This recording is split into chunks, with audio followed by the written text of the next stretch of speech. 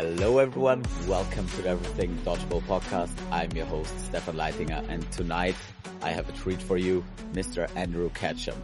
I've been asked for a long time now to get into some dodgeball specific exercise programs and stuff, talk a little bit about that side of the game. And since I'm a physio, I'm also a sports scientist and worked as a personal trainer in the past. It's obviously a big passion project of mine.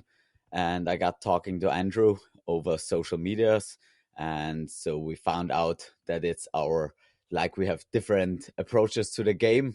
And he has had a big fitness journey and career in the past where he got into fitness through dodgeball. So I thought that was very interesting. And he's been working out with a personal trainer for a while now, especially for dodgeball. So I thought there would be some very interesting insights for you guys probably. And he's also ready to share his workout plan. So if in the end you need some help with that, we're going to share that somewhere on Insta. I don't know how you do that at this point, but we'll make it happen. And then you can get fit as Andrew and we'll see how that works out. So Andrew, thank you so much for being here. It's been kind of a struggle to get this date together, but we finally made it. I'm really excited to be here with you today. So I'm as well. Thanks for joining the show. Yeah, thank you for having me. Yeah, it's I unfortunately work for me has been a little hectic, and also having a baby, so that's been my kind of past 2 months. So yeah, but I've got some time. It's he's here, everything's going well, so I'm very happy to sit and talk about this. That is absolutely great to hear. So again, congratulations on the baby. Thank you. And thank you. Yeah, I think that's a good start to the whole thing. Like, you are at an age now where people get babies, like some of us do. And that's a part of a career where fitness gets much more important, I feel like. And I see now lots of older gentlemen who've been in this sport for a long time who had their little injuries, little niggles. Either they stopped playing or they got into some sort of fitness routine to keep it going, basically. So I want to get into that with you. But before that, just give especially our European listeners maybe a little bit of an overview. Who is Andrew Ketchum? What did he do for dodgeball? And how did we end up here? Yeah, so I have been playing dodgeball for, it's crazy to say, but I think like 13 years now. Yeah. I got started by playing cloth dodgeball on trampolines. And so funny enough, that was, and like people don't believe it all the time, but yes, I love cloth. It's fun. And it was the ball I started with, so it's always a special place in my heart. Kind of from there, fell in love with the sport. Found the next tournament, eventually ran into the guys from Doom, and then so like Nate Kreider, Vince Marchbanks, Ish Blanco, all those guys. And then they kind of were like, hey, come play at this tournament, which was at that time, which was like it was the NDL, the nationals for the USA. I fell in love with it from there, and then just like kind of that never stopped. So from there, played on the 2015 Worlds team for Foam USA. That was the first time that we won gold. And then we took a couple years off, came back in 2018, we got silver. I got MVP though, which was still the weirdest feeling. Yeah, winning MVP and getting silver doesn't feel right. But when we came back next year in 2019 and won gold, and then 2022 we got a bronze medal in mixed and fifth in men's. So it's been my journey. A lot of other tournaments, a lot of other dodgeball throughout there. I was gonna say I was at the Atlantic Cup. Yeah. But I wasn't at the Atlantic Cup too. I was in a hospital in Manchester, so that was been all around the world playing dodgeball. It's been an awesome time. Had a lot of really cool experiences. Gotten to work with some very cool content creators making random dodgeball stuff. I've got to throw dodgeballs at jugglers on like national television. Play dodgeball on ESPN. I've got to pitch dodgeballs to major league baseball players. That was still one of like the coolest experiences. Um, yeah, so just done a lot. I think trying to continue to elevate, push the sport, get it out there, let people know that like there are some there's some scary athletes out there in this sport. There's some people doing crazy things. I think that's what we all want people to know and see, and get them to value and accept and want to watch our sport, because I think the highest level of it. This is the cool. It's one of the coolest, and it can be the simple. It can be so simple and so complex at the same time, and that's why I think it's like the beauty of the game. Yeah, Awesome. that's me. Yeah. Great. That's like a full career. That sounds like you've seen it all, you've done it all. You've been to Manchester, been to the hospital in Manchester.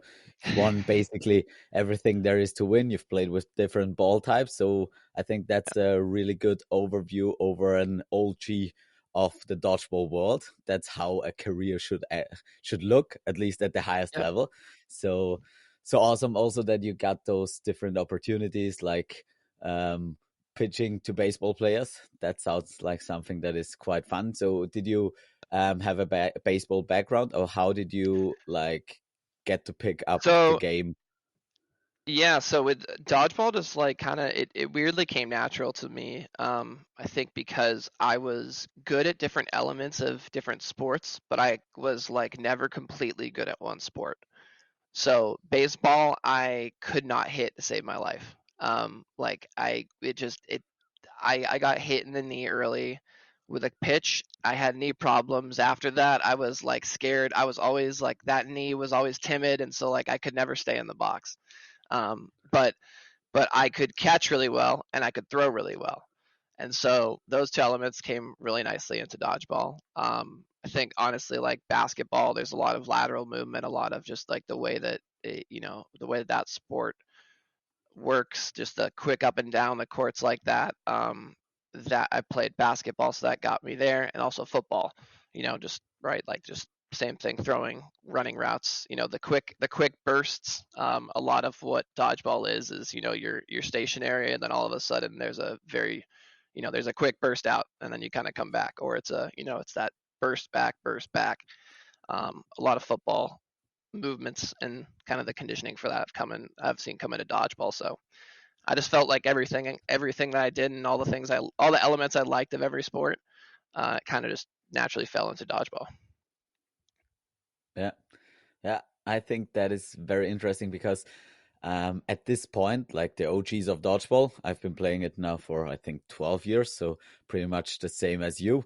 And my journey was a little different, but the theme, at least for dodgeballers of basically our era, is pretty much the same throughout. So everyone was good at some sport, tried a little bit of different stuff, maybe had some throwing background, maybe had some athletic background, and then we found dodgeball and sort of got into this time of dodgeball where it was just developing. And so we could really use all the athletic background we have to really succeed at this Yeah, level of the sport and also bring our backgrounds to the sport. So you see very different, like the US guys really heavy on the throws, really that you see that baseball background. Austria or Europe as well is like more of a handball background, but then you have like the UK who have more of a uh, maybe football, rugby, not so much throwing sports, but lots of athletic background as well. So all those different kinds of athletes coming together to the sport and developing it from different sides. It's quite funny. So I have been just at the UDO, the Paris Dodgeball Open, so the Licorne Dodgeball Open. Shout out to them. Was an awesome tournament, and the Japanese team was there, and that was really fun to see them play dodgeball. They come from this one ball dodgeball background, and obviously, I don't know, in Japan, baseball is quite big as well. So they have a completely unique way of throwing the ball, which isn't a baseball throw and isn't a dodgeball throw because they're used it's to crazy. bigger Yeah, balls. I've seen it. It's crazy. Yeah, like it's like It's it's I yeah, still and don't get it. I've tried it. I've tried to replicate it, and like it never works. And I'm just like I don't understand it at all. Like they cup it in their hand a little bit with their forearm, and then they and then rip every it yeah you and it yeah has so I much spin on it as well. So like the big balls, and they put so much spin on it. yeah That is, I've still been trying to figure it out. I don't get it, but like it's I've watched a lot of their dodgeball because they're like that's I think even for a while like that was a lot of the biggest like stuff that you'd find on YouTube and online was like just those dodgeball games. It like that style is so intricate to watch, and it's like it's so interesting just because it's like the one ball, the back, like the quick back and forth, just yeah, I love it. yeah. And it's so unique to their movement as well. Like they're so fast up and down the court and they're so ready to go low and high into this Yep. position. So I think it's really good to develop like the dodgeball agility basically. But on this part, so now we're both a little bit older. Like my theme for the weekend was old but gold. How old are you, Andrew, at this point? 30, 32 this year. Yeah, Okay. 32 this year. So in two Okay, so we're months. pretty much Yeah. the same age. Yep. Okay, so you've been to dodgeball for a long time, and with dodgeball, everyone knows at some point throwing and that kind of agility gets your body into some troubles. And at some point, you either have to train to continue play dodgeball, but also train to get better at dodgeball. So I think the sort of the gym work around dodgeball is getting more popular now, as especially since the game is much more advanced. The level of athleticism you need to play and compete at the highest level at this point is much higher than it was like when I started. Dodgeball wasn't really an athletic game. You saw a lot of big guys, big girls who could catch, and some faster ones, some taller ones who could throw. So there was a lot of different body types and athletic types that could play the game, but it's shaped more into a more athletic sport where you really have to have it all, basically. And so I think the gym work and the stuff around the dodgeball court has become way more important. And so just take me through your journey, how you got to take up fitness and how you progressed on that. Yeah, so I mean, I think kind of exactly what you were saying. Like the game was changing, the sport was changing. The team that we won gold with in 2015, it was completely different from the team that we won in 2019 with, right? Or even that we got silver with in 2018. Because even in between those 3 years, like of us not playing at Worlds, uh, the game changed dramatically, right? It got a lot faster. People figured out like, they were like, all right, we need to like, run, we need to start running people down. Like it's a lot, right? It's a lot easier to run at somebody when they're trying to like, no matter how fast you can backpedal, somebody's going to be able to run faster forward at you. Like I think people have figured out you know, the moments to take, like the advantages, and then like, right, they're communicating those for a long time. People weren't talking about them. Only people at like the highest level knew about it. Like they were like, I felt like there was some gatekeeping for a while, and I'm glad that there's not a lot of that now, right? Because everybody's talking about it. I think people are like these podcasts are awesome. They help a lot with that too. But people can find things. They're like, all right, I want to do this. Like I want to get to this level. Like here's what I got to do to get here. So yeah, I got up to 280. I was like 283 pounds in 20 at the like start of 2018, and I was like, I'm not gonna make the team. I was like, I can't. I was like, I'm not quick enough anymore. I was like, I can't just right. I was like, I can't just throw and then catch because a lot of what I did in 2015 was just like I threw from the middle and then I got back and caught because people weren't running people down. So I'd throw.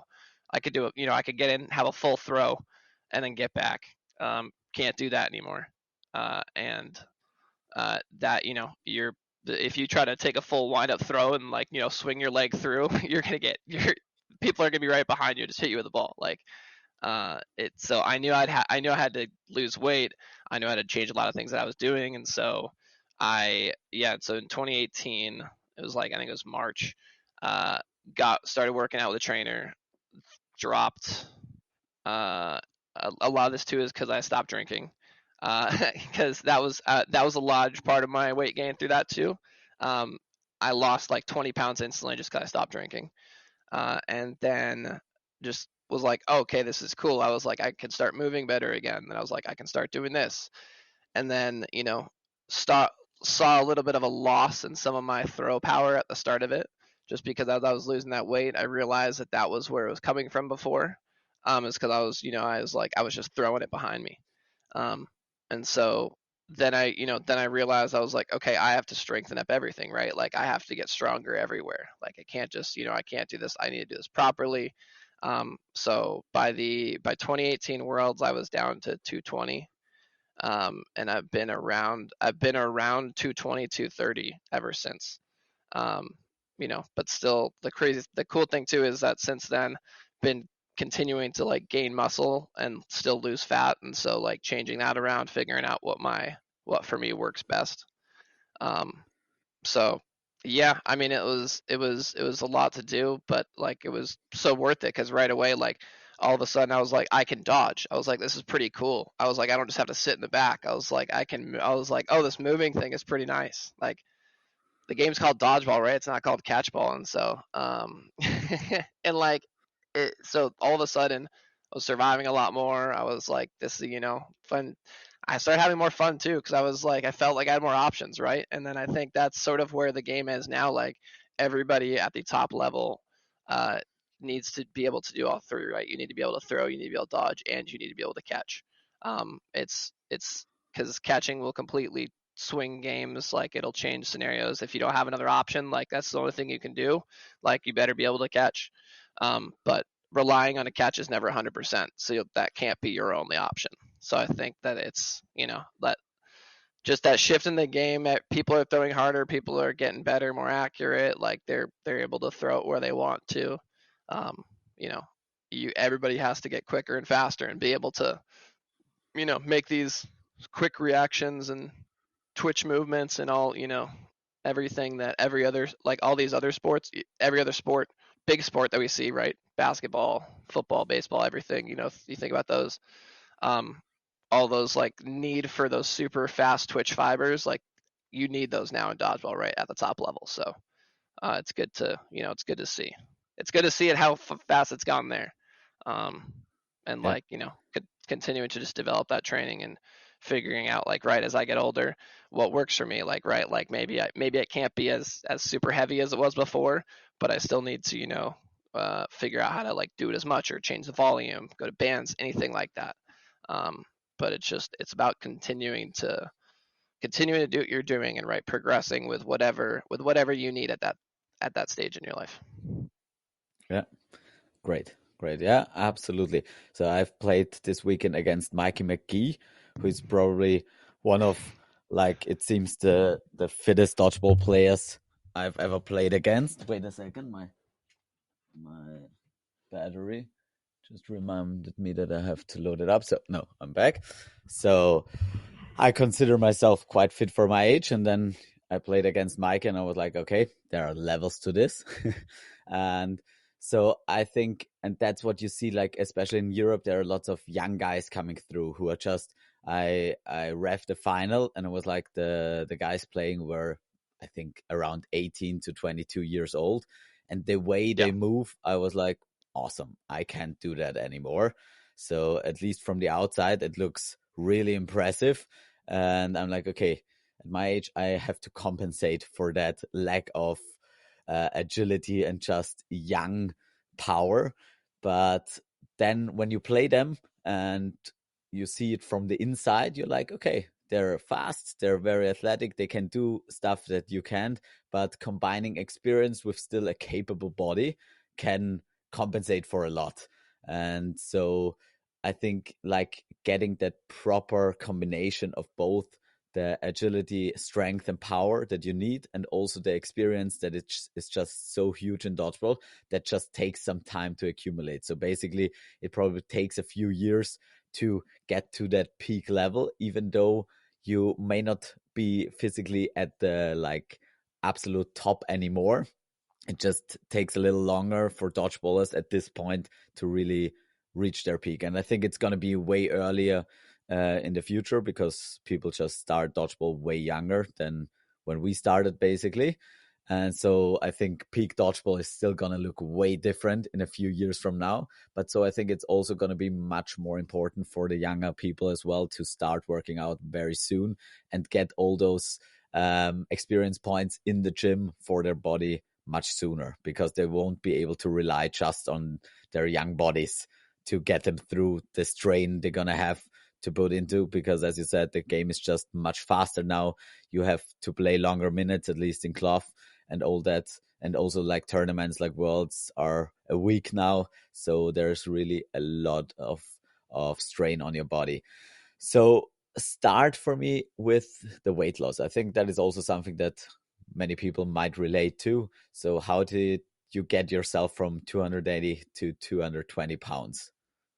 Yes, I mean it's a lot. Really, it's the consistency, right? Like it's the consistently working out. It's the consistently not eating like shit, and then also the for me not drinking was huge, because there were it was an absurd amount of calories in that. So if that's an easy, like, I kid you not, it's an easy way to lose like 20 pounds is just stop drinking. um and so for me that was like a big thing, but then after that, right, it was like finding the healthier foods that I liked, and how to eat them. Because for I think for a lot of people, and like with dodgeball and tournaments, it's it's hard to stay and maintain on those things and do those things in a right, like, it, bring that food with you, find that food while you're traveling, like whatever you're trying to do to stay healthy. If you're going to another country, right, like it's hard, like you actually have to do some planning in advance. You're like, hey, where can I even get this stuff, like what can I eat? And you know that for right, like in professional sports, that's planned for people, like all these things are thought out. For us, unfortunately, like we all have to be doing this, and we all have to be conscious of these things. Um, and that was, yeah, that was a large part of how I ended up in the hospital in Manchester, was because I did not do that, and then I essentially just fully depleted myself of like any electrolytes, food in my body, and yeah. So yeah, big thing is like finding ways to, you know, things you like, stay that, and also find a purpose, right? Like for me, it was, I knew I wasn't going to, you know, even if I would have made the team, I probably wouldn't have played as much. But it wouldn't have been like how I wanted to, right? Like I wouldn't have liked the player I was gonna be there. So for me, the motivation was like, I want to, yeah, I was like, I want to win.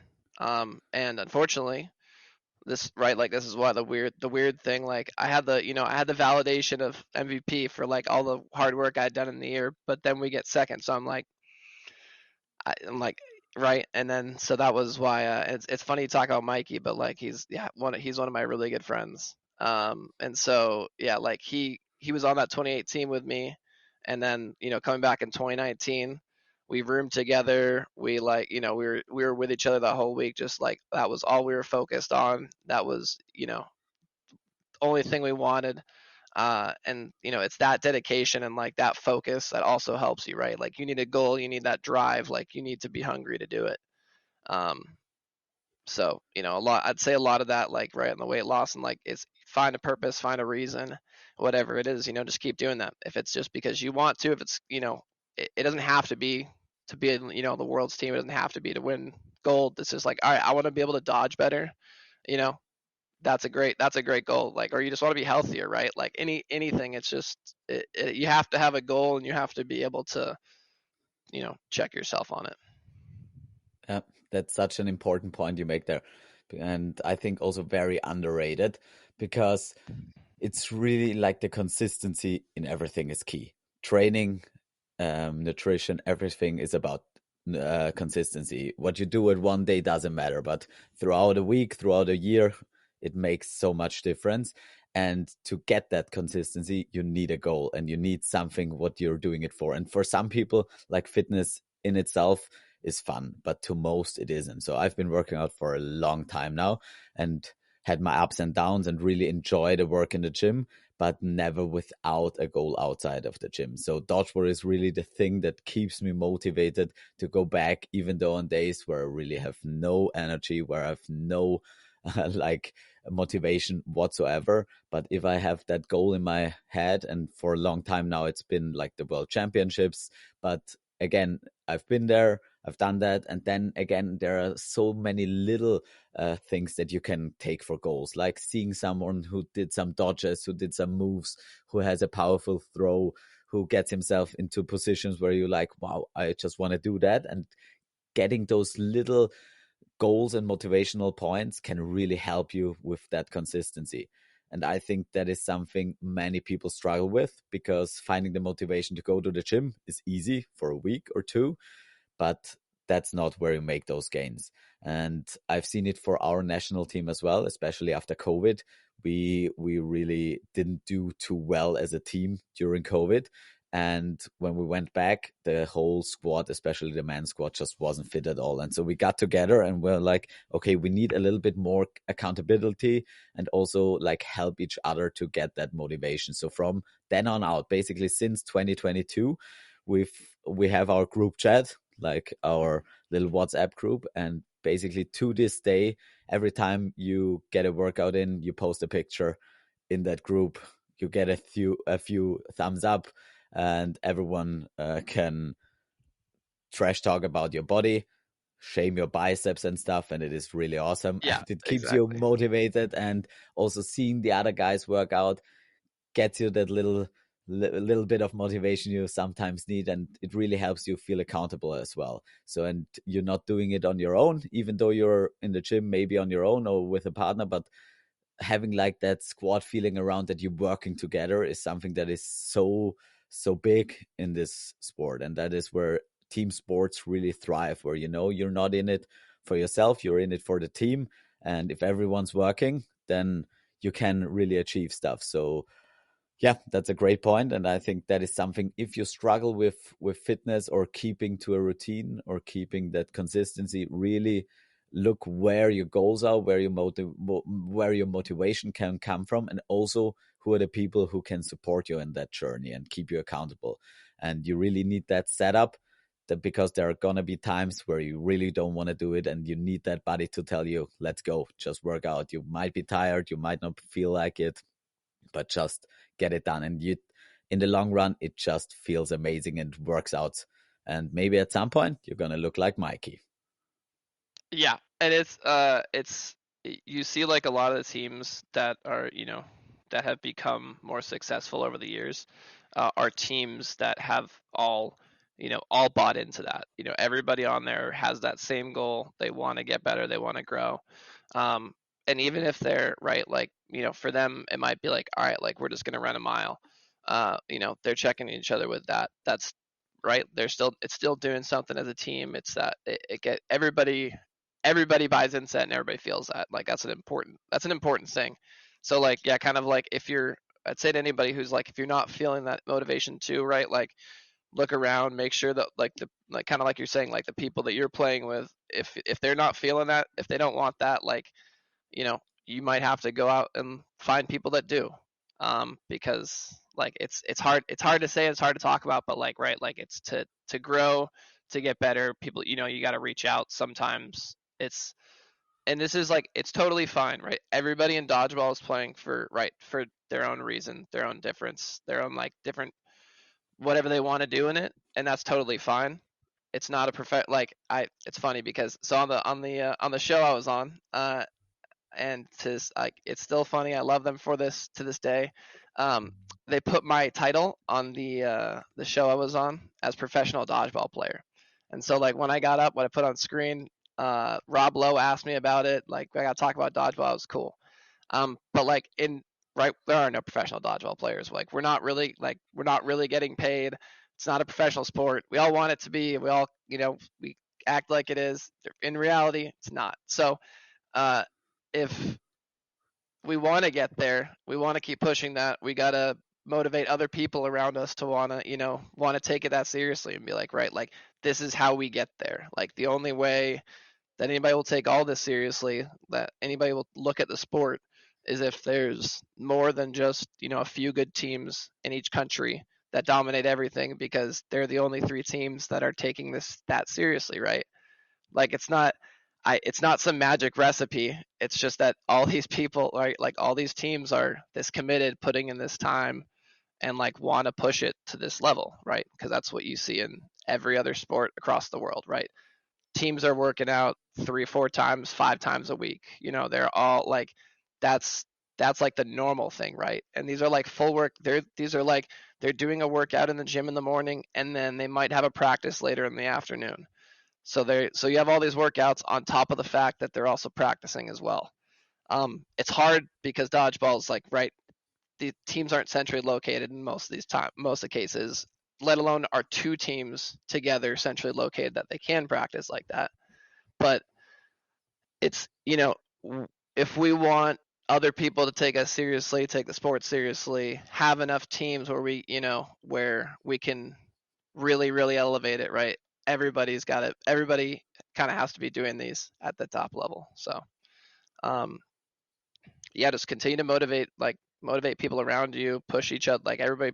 The more we can push each other, the better the sport gets. But we need Absolutely. more than a few good teams in each country. Yeah, for sure. That is so true. But I think like what I've been seeing over the last few years really makes me look quite optimistic in that direction, because I think I don't know how it is in the US, but at least from the foam side, it looks to be working out at least to some degree.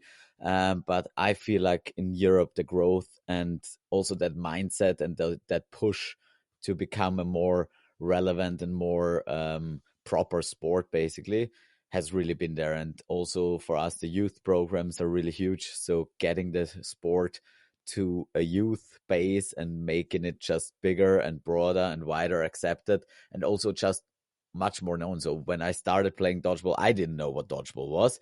And 5 years later, still no one knew what dodgeball was. And now, if I say I play dodgeball, they're at least, yeah, we played that in school, or my nephew plays it in school or has seen it somewhere. So I think the recognition, what I've seen, it's become a more popular sport in Europe and something people at least have heard at some point, which is, to be honest, quite awesome. So that is a move in the right direction. And I think it's just gonna continue this way if we keep pushing it and informing the youth players as well of all the experiences we had to make like transfer from other sports and all those experiences we can put together and make it a dodgeball routine and make it a dodgeball like structure, so that the sport can become more professional and fall more into those steps like other sports already have them. So on that point, let's start a little bit. How did you start your fitness journey? What were like your main goals for dodgeball? What was the way you developed your routine with your trainer? What was like the progression, how your trainer or your coach found out what dodgeball needs, and how did you find a program that works for you? And yeah.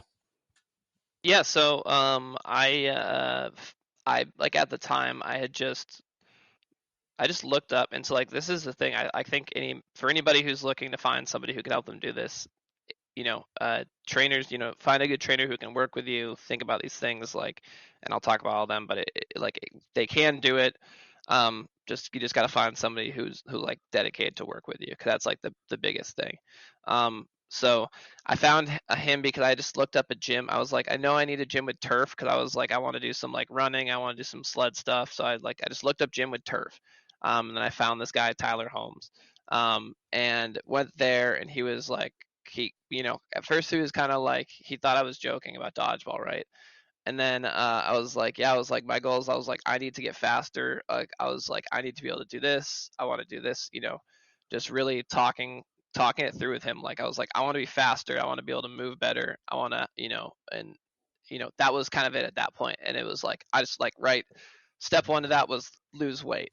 So the start of that goal was, a lot of what we were doing was just getting me into the routine of like being able to do lifts. Um, I I struggled to, like, I think at the start of this I probably struggled to back squat, and I was like, let me pull up here. Let's get some translations here. I was like struggling to back squat 185 pounds, which is like 83 Like 80 kilograms. kilos, yeah. Yeah, yeah. So that was like the start of my workout like journey. It was like, that was tough for me. I had some previous like knee injuries too, and so like that I never rehabbed. Uh, properly that I kind of found out that I was suffering from, and like also realized that like did not have the stabilizer strength, a lot of these things. And like I think we'll probably get into it too, but like one of the reasons that I've been able to keep playing for as long as I have, like, and like knock on stuff, but like fairly injury free, is because of all of this stuff. Like, is like the strengthening of these stabilizers, working on everything else, like making sure everything that surrounds all these muscles was strong too. Because kind of when we started working out, I found out I had, right, like no strength in my knees that I should have, like not a lot of strength in my actual shoulder. So we focused on weight loss for the first like 2 3 months, just to like get me down to like kind of right and like getting that routine of uh, the solid workouts, like doing deadlifts, we were doing squats, and we were doing bench, kind of like trying to do all the standards there. We stayed away from barbell bench just because like it's, I'm playing a throwing sport, so dumbbell is generally better. You can, right, like you don't necessarily compensate one side for the other, and you can fully get the stretch in as far, wherever you need, with the dumbbells. You have a lot more range of motion. Um, so that helps with, that also helps with all those stabilizer muscles, around those joints that nobody knows that they need until they're ripped and broken, which is an unfortunate thing that happens to a lot of dodgeballers. So then after we kind of got through the weight loss, then we started focusing on, right, like I was like, all right, so I've lost some power in my throw because I've lost the weight. Okay, what do we want to do now? So I'd say like every 2 or 3 months, we were like looking at where I was and seeing like, okay, what do we want to do next? What do we want to do next? Because it was always shorter goals, for, right, like we wouldn't just want to say like, all right, in a year I want to be here, because that's really hard to hit. It's hard to like know the progress. It's also very overwhelming for like you if it's your goal and you're almost there at the end of that year and you're not there, right? Like that sucks. It's a lot easier when it's like in shorter increments of time. You can see them, and you can also like know if you need to change it. You're like, all right, this isn't working, this isn't working, this isn't working, right? And for everybody, different workouts can work for them versus not, right? Like they're like, okay, like I may like, you know, some people like a bike, stationary bike, or the, like more than actually going out and riding a bike, right? Like there's different things work for different people. So it's just finding, it's also the reassessing and finding out what works for you. So after that time, then we started working on strengthening the muscles in my shoulder, right, to like get some of that throw power back, and also keep it strong and stable, right? Like again, like stabilization, longevity, all those things, even back then. And this was in 2018, so which is crazy, 7 years ago now. He was pushing all these things with me because he was like, right, like again, you want to play for however long you can play. These things are going to matter one day. So it's like, right, instilling those things from the start, strengthening things, kind of all those core themes. Um, so then after, right, like after we started, got through my shoulder, and I was like, all right, I have realized that my knees are not strong enough to like laterally dodge enough as I want to. I found out like I didn't have the stabilization on like the sides to push off and like go like, right, like laterally go how I wanted to. So like for me again, I was like, I want to be able to dodge like that, and so that was another goal. So I was like, we focused a lot on that. So more, focus on that area of the legs instead of necessarily like just squats and everything. Um, but trying to figure that out, and that's one of the things that I've seen help me more than anything else, right? Like how to translate the stuff to dodgeball. Being able to laterally dodge is probably the best skill that anybody in the world can have at dodgeball. And you'll see like how people survive at like from 2 3 ball dodges, 4 ball, like four. They're not just going one place, like, right, the hardest thing to do is guess if somebody's going to go 3 4 feet to the right or 3 4 feet to the left, right? Like that's you're guessing at that point. Like somebody, if you're gonna hit that person, somebody literally guessed that they're gonna go. You're like, I'm gonna throw 4 feet right. It's because they're gonna like, right. Like it's hard. That's so hard to guess. So just that skill I wanted to get better at. So then 2018 Worlds came around. again, right, like cool getting all that, the MVP. But again, I was finding things. I was like, right, I was like, I want to do this better. I was like, this is what I felt like I didn't do at Worlds. And like, it's crazy. Like, this is crazy to think about. Like, right, you get MVP at Worlds. The next day, I'm talking to him about like, I need to be better at this. I did not do this better. Like, I didn't, a day earlier, I'm told I'm the best dodgeball player in the world, and then you're like, oh no, you need to be like, I'm like, no, I am not. I need to do this. I need to do this.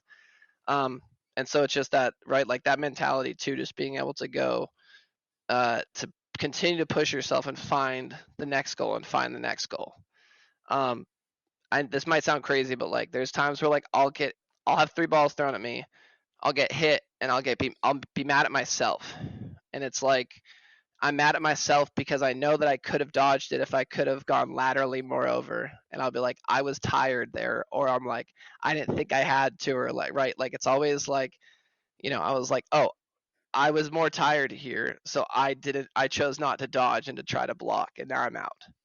So I'm like, all right, I gotta find ways. Like, how do I work on that? How can I last longer in those games? Like, what was I doing? Right? It's just the continuous evolving, like finding the next thing. And I think, right, like that helps you keep pushing yourself. And that's how 8 years later, right, I'm still working with him. We're still finding things. It's like, all right, what's this? And then, like you said, like the consistency is such a big part of it all.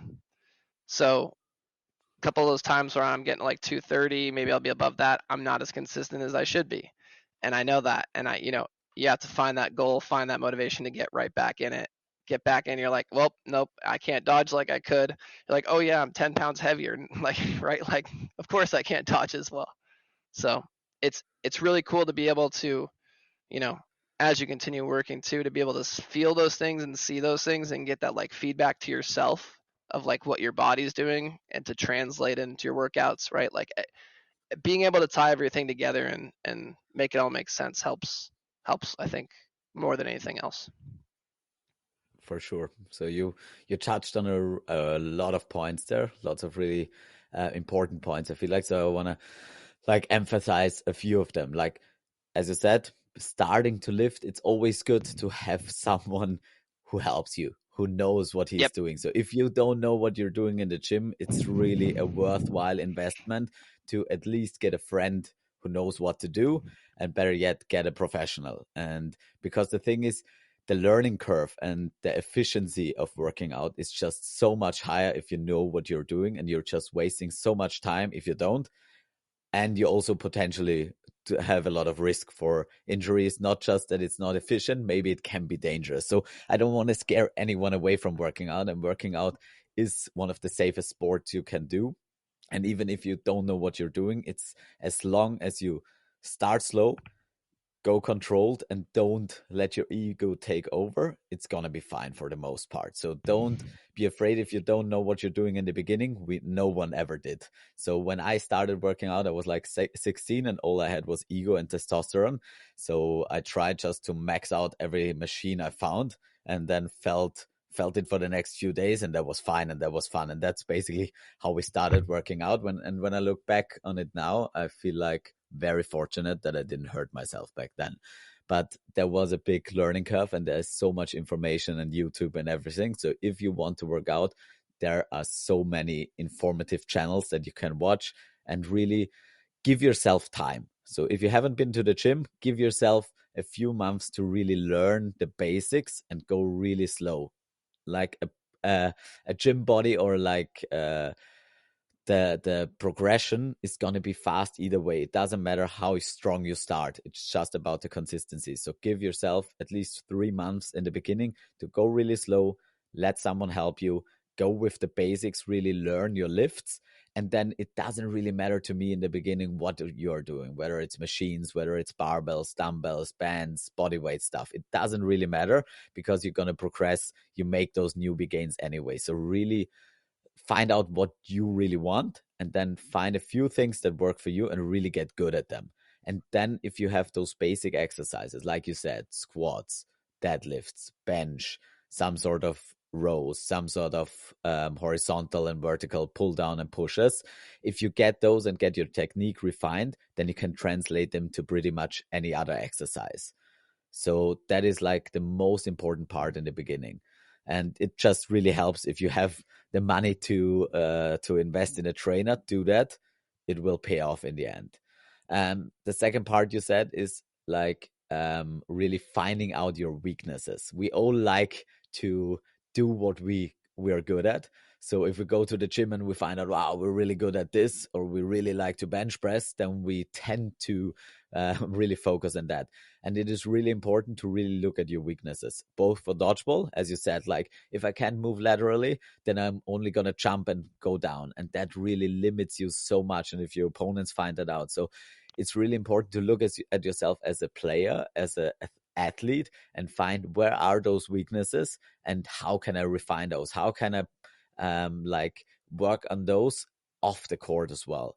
And that's going to make you so much of a more complete player and so much more hard to deal with. So invest in your weaknesses and find out what they are, and then really stick to those. And those are going to be painful exercises. Those are the side planks no one wants to do. Those are the lateral jumps, the sled pushes, all the stuff that may not be as fun as bicep curls and bench press, but those are the ones that are going to give you longevity and also really great outcomes. So I tell you, biceps curls are awesome, especially if you do photos for your boy group in the WhatsApp chat. It's really important to get that pump in the end, and I'll tell you in the end how to do that. Spoiler alert. But on the dodgeball court, the biceps is one of many muscles, and it's not that important, sadly. So you're gonna see in Andrew's plan. I've watched it. I looked over it, and it's really good, and I really like it. So there are lots of exercises that are, when you do them in the gym, like side planks, 4 times 45 seconds. That is a boring shit to everyone. I've been a physio for a long time, and no one likes side planks. But those are really important. Those are fundamentals, and also for the shoulder, as you said, those small muscles like the rotator cuff, those are really important muscles. And if you neglect them, you're going to hurt them in the long run. And dodgeball is a sport where you have to use so much velocity, so much speed and power, that really the stabilizers of the body are really, really a big focus and get a lot of strain. So I would emphasize again here, the fundamentals are key. And going to the gym and starting with some plyometrics and box jumps and throwing drills and stuff like that is fun, and maybe get your throwing speed up a few miles, but it's going to hurt you in the end. So really start slow, and then later on, you're going to reap those benefits. The second part that you said quite well is like, be specific. Be specific, find out what you need, find out what you want, and then get a structured plan and stick to it. And find those little goals and little bits you want to work on, because the long-term goal, as you said, 1 year is a long time. But looking back, it's really short. So there is a lot to do. And if you like incrementally, obviously it's very famous, like the 1% method. If you get 1% better at something each day, that accumulates to a lot of difference. So if you find those little goals, and just, I think the first goal is to stick to it. If you stick to it for 1 month, you're doing great. And then stick to it for another month. And then you find out what you're good at, what you like, what you don't like. And then find a few goals, like maybe doing more pull-ups, maybe one goal of a thing that you really enjoy, like maybe bench pressing, getting a PR. Maybe that's not a good thing to start. 3 months, don't do PRs at that point, at least not 1 rep maxes, but maybe find a PR for a 10 rep max. And then also something that you don't like planking, like your core work that doesn't look so fancy and isn't that fun. And really also applaud yourself and get that like recognition, maybe from a buddy, that you stuck to the plan, that you did something good. And maybe maybe just, if you do something nice and you achieve a goal, do something nice for yourself then. So there are lots of tiny little things you can do to help yourself stick to that consistency, and it will pay off. So I think that's a really interesting point and really important. And I often get asked the question, like, how can I improve my throwing power? How can I improve one single thing? And there are lots of specific exercises you can do, but never start with those. You can't like sell a horse from the back and start with how can I increase my throwing power, and I give you one exercise and it's just gonna I fuck up your body. that is probably the question that I've been asked more than anything else, right? Is like, how, how do I throw harder? How do I do this? And like a lot of times, like, I give people this really boring answer, and then they kind of like, I can tell instantly that they're just like, they're shut off. They don't care like what I'm saying. I'm sorry. I'm like, it's not just like this small, right? It's not just this like one thing, right? Like it's all of these things. Because yeah, because like if my shoulder doesn't work anymore, I can't throw, right? That's just it. And like, there's only so much that your shoulder can throw, right? Like over time, it just happens. And so like, yeah, it's, you have to do all the boring stuff. Like, this is one thing, I have a band routine that I do pretty much like every single day with my shoulder. Like without fault. Even if I know I'm not in the gym, like I will pretty much never not go a day without doing this. And it's just be right. Like I've gotten so much in that routine. I know it helps it. I know it keeps my shoulder stable, and I know that it keeps it like right, like constantly moving. Um, so yeah, it's not just one thing. And like, yeah, I would say, right, like jumping in and just trying to throw harder, that will only get you so far, right? Like you can throw hard, but what are you gonna do after that? All right, so like you've thrown hard, and if you miss, what's your next plan?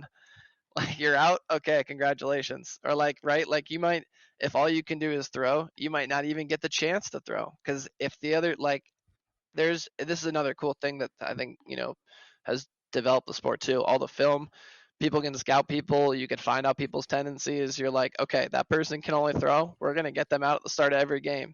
If you know they can't dodge and you hit them, and the only thing that you've done is train your throwing, what are you going to do? Right, like you've done, like, I hate to say it, but it's like, right, you have to, yeah, it's all the little things too that help get you to that thing that you want to get to. But yeah, it's make those small goals, and then yeah, do all of the things to, right, the collective things to get there. Not just the bicep curls, not just the bench press, right? Like you got to do it all.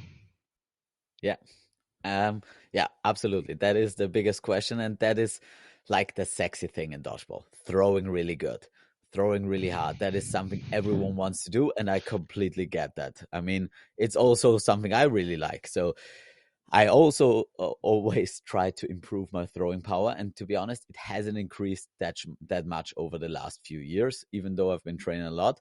But the thing is, and I want to maybe correct the record on that a little bit, because apparently I've said, when I talked to Hashi, probably I said, like, if you don't have a throwing background in your youth, it's impossible to like get an S tier throw.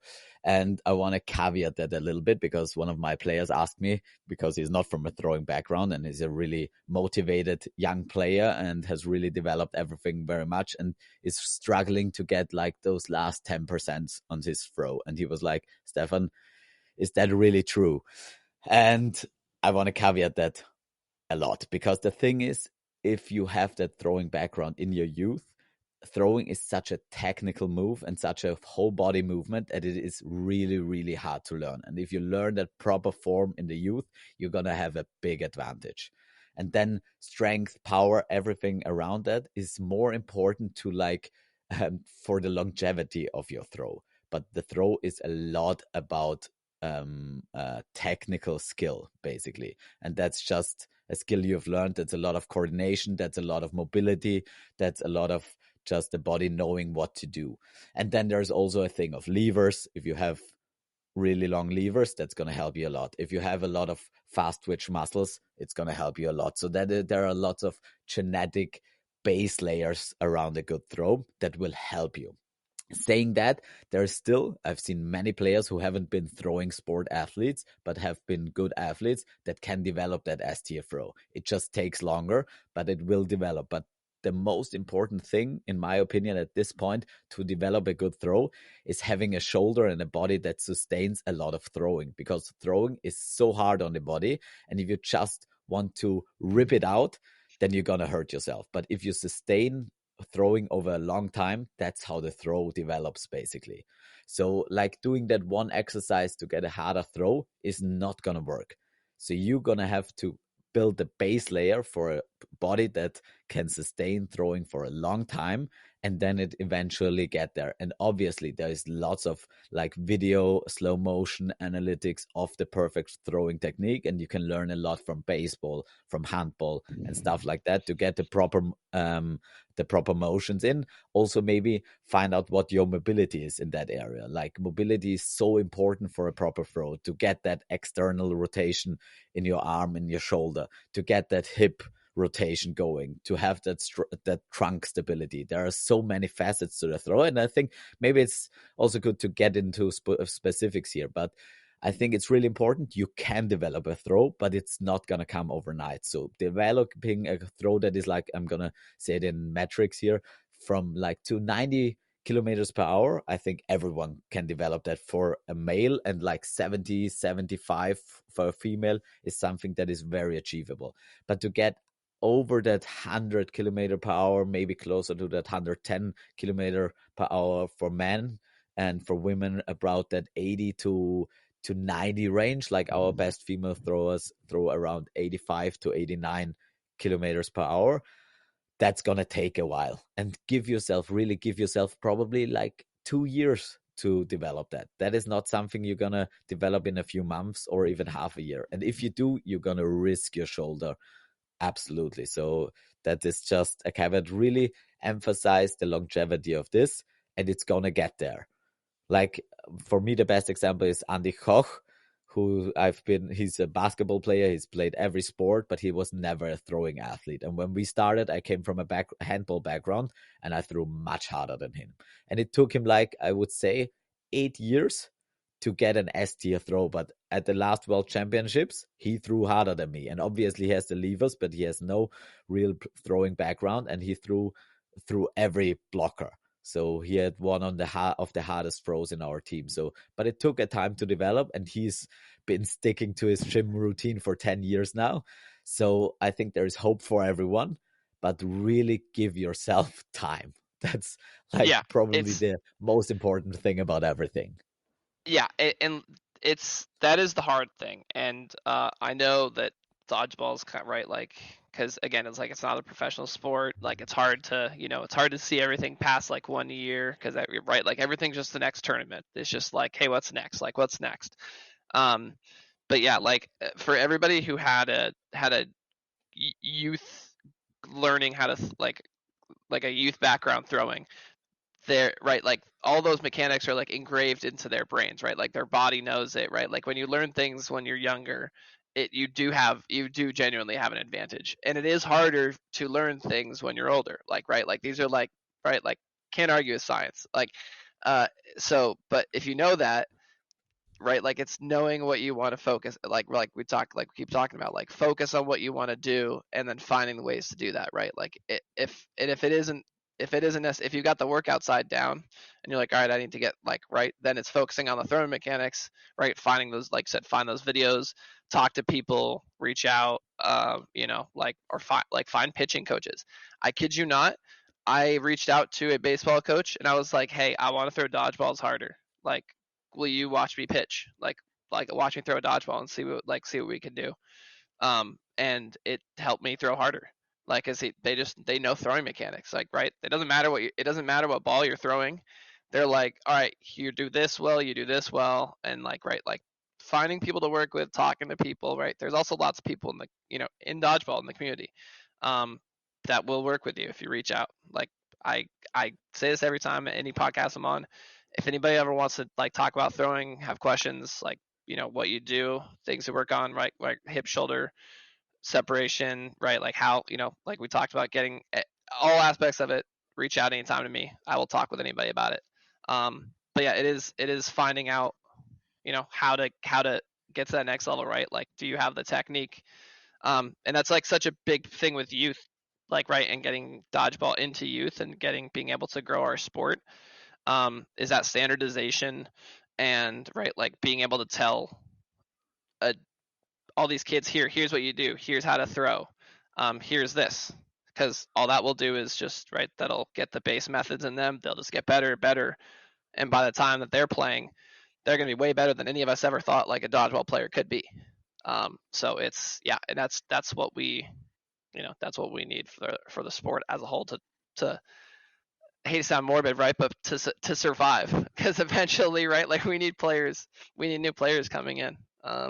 We need to keep growing, and so yeah, youth is the answer. Absolutely. And on that point, maybe it's interesting to get some specifics in for people as well. So I I personally I tried to get some storage on my phone when I went to Paris now, and I found some old videos of our training sessions where I filmed our players and did some pocket radar measurements of their throws. And I found measurements from 2 years ago, like players that are now 16 throwing when they were 14, and it was really interesting to me because you forget that shit. And like one player like Joey, he was 14 at that point. It was in 2022 when we did those measurements, and he threw around 60 kilometers per hour. So that is really not fast. There were some throws in there which were 55 and some were like 65, maybe close to 70. And 2 years later, he has no throwing background, but he started with dodgeball basically, and he trained dodgeball for 2-3 times a week for 2 years. And now he's 16 now, and his throw is around 90 kilometers per hour. So that is like a really huge progression. But it took 2 years, and it wasn't like specific training. That was just a lot of throwing.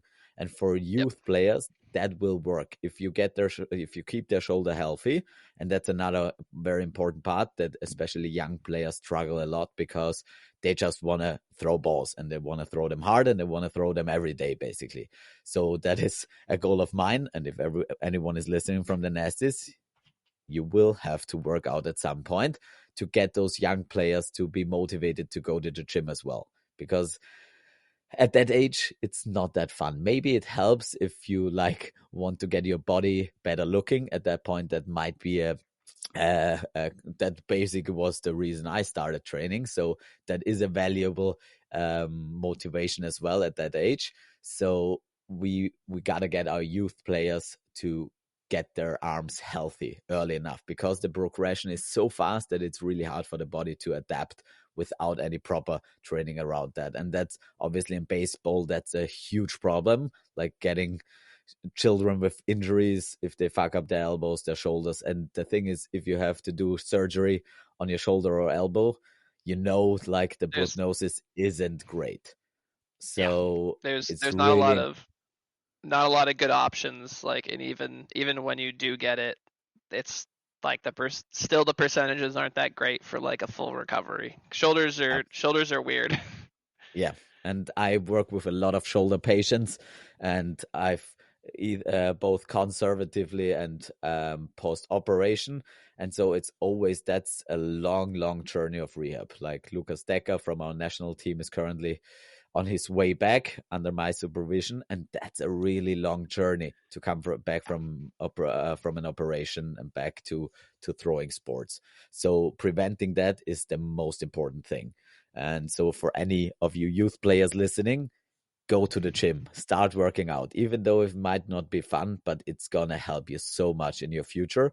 And the throw is gonna develop as a product, as a byproduct, basically. So I think like really knowing some measurements, and I think the way you said, it would be awesome if the two of us, like, we gonna do like a video where we're gonna do some throwing mechanics and analysis and put them out there on YouTube or something, because I think that would be very interesting for people. And I haven't seen that really well done for dodgeball at this point. Like Hashi had some throwing stuff that I saw, but I think that would be something that a lot of people, I've been asked that along quite often, and I often give like throwing analytics to people when they send me video of their throws. So I think that is something we're gonna do after this podcast at some point. That would be fun. So let's get into a little bit more specifics, because obviously everyone wants a blueprint. How do I train? What do I do to get that result? And first of all, let's start. Is there a blueprint for anything in dodgeball? Um, I would definitely say that there is becoming more of like a blueprint to success, right? Because like there is, and like there has to be, right? There is for any sport, for every level of every sport, right? There's kind of like an expectation that like you train like this is what you should be doing, right? Like you should be able to do these things.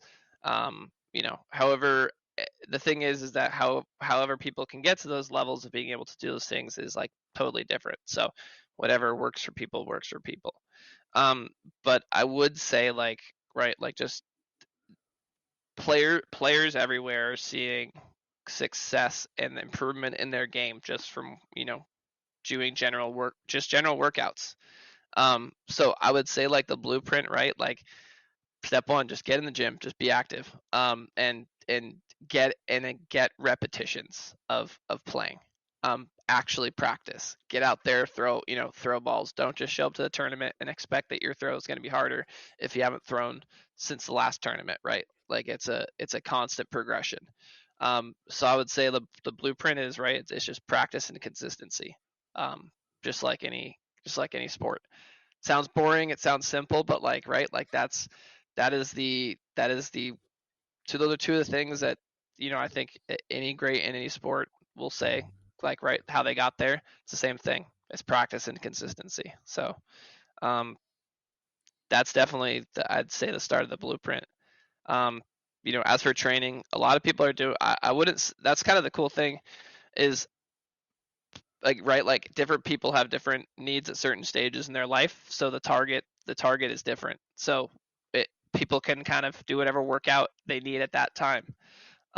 So for each person that shifts for right, like whatever time and whatever need there is in their life. Um, yeah, I think that's we're still right. Like again, we're not a professional sport. People aren't getting paid, so it's hard to say like right, like go out, get a trainer, everybody do these things, because that's not realistic. It's like everybody has different lives, like everybody has different work schedules, different like different situations, different ability to like even play. They're like, this is my one night of dodgeball I can play a week. How do I get better? You're like, you got to go in the gym, and it's like, all right, I can't go to the gym. Well, I don't know. It's like, got to practice other nights. Can't go these other nights, right? It's so that's why I think the only true blueprint right now is consistency and practice. And that's the way that you've seen everybody get to where they are. Mhm. Mhm. Yeah. I think at this point it definitely is. That's the base layer and that's the foundation. And if you don't get that in, then it's probably not worth thinking about anything else. So consistency, consistency, consistency. Boring, but Yep. absolutely necessary.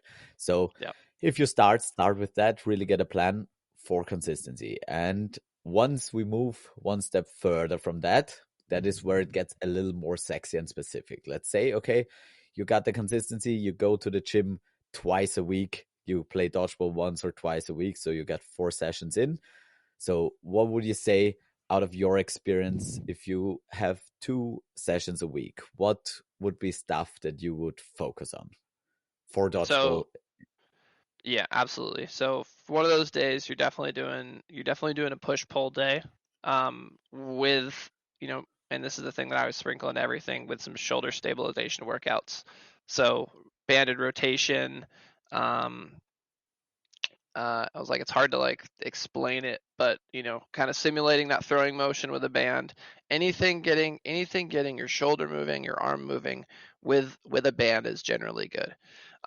It's a lot safer than doing it with weights. You can help yourself push those limits safely, and you can also you'll feel those stabilizers and feel all those muscles that you're like, wow, like after dodgeball those hurt. You'll feel those when you're working out, and so you'll know that those are getting stronger. So um, definitely a push pull day, and then for the second day, um, I say if you have 2 days and you can't do a right like a, a leg day and then a mobility day, I would say do the mobility day, because use that mobility day to push yourself right for like your cardio, push yourself for your movement, see what you are able to do, because that translates more to anything else. the leg day, and this is the thing, that's essential to being able to throw, and power, right? Speed, explosiveness. But that's kind of like, right, like that's something that you can constantly keep improving. Those other two things, like, right, like the shoulder stability, and then your mobility, shoulder stability and your mobility, right? Those two things will help you play the sport continuously for a long time, right? And then be able to do all those three aspects. So if you only have 2 days in the gym, like I would hit those two things. Mhm. Yeah, I think that's a very good place to start. And the thing is about exercise and workout plans and everything, you can argue them to death. And it always depends on the circumstances. So the famous quote of "it depends" is really important here. But I think the most important thing is get one that suits to you. And if you have 2 days, I would honestly recommend like 2 days of a full body workout and get a little bit of everything in there, and not do the same thing forever, but like sprinkle a little bit of it. Like for me at this point, I train twice or three times a week, but over a year, I think I get in 2 sessions a week and I try to get in three. So I always start with mobility. At this point of my life, mobility is the most important thing for me. So like my workout starts with a little warm up. Maybe it's a little bit of running. Maybe it's a little bit of on the assault bike or rowing or stuff like that. Maybe I just jog to the gym. And then I start with around 15 to 20 minutes of mobility, and specifically a lot of hip mobility, a lot of shoulder mobility, spine mobility. So really just all those parts that get used a lot during the throwing motion and dodgeball in general. So really get those joints moving, get them feeling really good before I start the workout. And then I basically do a full body routine. So I really focus on the main lifts, do deadlifts, do some rows, do some benches. I don't do bench a lot, so I do lots of vertical stuff like military presses, pull-ups, rows, presses, squats, single leg squats, stuff like that. But I don't get too fancy around that stuff. And also then at this point, my plan is very intuitional, because I've been working out for a long time and been basically through every training program that has been out there. So at this point, I do it more by feel. So I have my basics, which I switch up. So maybe like, let's say on a Monday, I will do heavy deadlifts and heavy military press. And then I will do also some pull-ups and maybe some bench, and then some bottom up presses with kettlebells, maybe some dips, and in the end some reverse flies and shoulder raises or stuff like that. And then on Wednesday I would go heavier on the squats, do some kettlebell swings instead of on deadlifts. Probably instead of pull-ups, maybe I do a lat pull down. So I try to hit all the directions, like vertical push and pull, horizontal push and pull, leg push and pull, and get some different exercises in. If you're starting out, I would say just take 4 main lifts that I give you just an example, but maybe start with some sort of squatting motion, some sort of rowing motion, some sort of pressing motion, some sort of horizontal pull, and some sort of horizontal push. That's 5 now. But let's start with those and really try to progress them really slowly and do them twice a week. And you're going to see lots of gains and also lots of technique gains. And then in between those, you can, in the beginning, I would do like an arm care. And I think that would be also maybe quite nice to do a video on that, and really give people an example what arm care could be, because there are many good exercises. But as you said, it's really easy to just get a resistance band and find 10 exercises that you can really go through fast, and you can do those anywhere, and you can implement them in your workout as a warm-up. You can do them as a warm-up before league day or before training, and like get your body used to using those shoulder muscles, and really also get a good feel for your shoulder, like the way how your shoulder should feel before it's ready to throw, and that you also see if it may not feel that well. So a shoulder routine is also for me a good assessment to see how's my shoulder doing today. And if I feel something that it's not quite clicking, then maybe not start throwing at this point and get it ready. So that is also something that you can do in the gym, really get to know your body very well and know what it needs at this day, because I think as really um, athletes that just want to play, we are really good at overlooking minor injuries, minor aches, and just playing around them. And there is a place for that, and that is something at a 3 days tournament or at a 1 week's tournament. You're gonna have some aches, and you're gonna have to uh, play through them. But at the end of the day, to keep the consistency, again, you need to know if those aches are serious or not, and you need to Yep. really address them outside the playing field. So again, just start with those basics, and then you can play around, maybe do some dumbbell stuff, maybe do some rotational work, maybe do some mat ball slams, maybe do some jumps and stuff. But I think that is stuff that you progress yourself into. That is not the stuff I would start with. And then once you're really good on the fundamentals, then find stuff around that and include that. And the more time you have, if you have 4 workouts, obviously you can do a agility day, you can do a pliers day, you can do a strength day, a power day, you can do splits, push, pull, upper body, lower body. There are so many ways to do that, and there is so much good information about that.